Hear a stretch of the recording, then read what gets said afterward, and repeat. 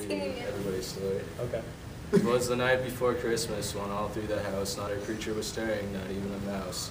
The stockings were hung by the chimney with care in hopes that St. Nicholas soon would be there. The children were nestled all snug in their beds, while visions of sugar plums danced in their heads. And Mama in her kerchief, and in my cap, had settled down for a long winter's nap. When out of the lawn then arose such a clatter, I sprang from my bed to see what was the matter. Away to the window I flew like a flash, tore open the shutters, and threw up the sash. The moon on the breast of the new fallen snow gave the luster of midday to objects below. When what to my wondering eyes should appear but a miniature sleigh and 8 tiny reindeer.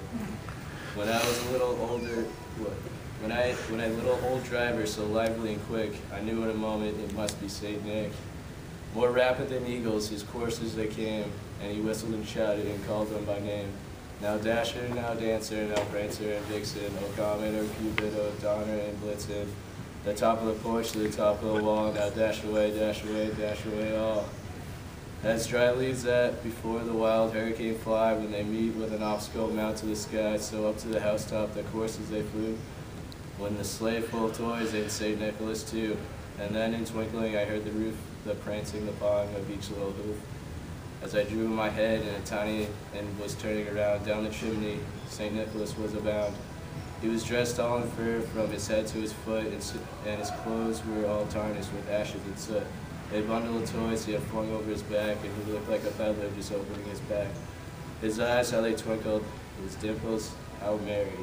His cheeks were like roses, his nose was like a cherry. His droll little mouth was drawn upon like a bow, and the beard of his chin was white as the snow. The stub of the pipe he held tight in his teeth, and the smoke encircled his head like a wreath. He had a broad face and a little round belly, then shook when he laughed like a bull full of jolly. He was chubby and plump, a right jolly old elf, and I laughed when I saw him in spite of myself. A wink of his eye, a twist of his head, soon gave me to know I had nothing to dread. He spoke not a word, but went straight to his work and filled all the stockings, then turned with a jerk, and laying his finger aside of his nose, then giving a nod up the chimney, he rose. He sprang to a sleigh, to his team gave a whistle, and away they flew like the down of a thistle. But I heard him explain, ere he drove out of sight. Happy Christmas to all, and to all a good night.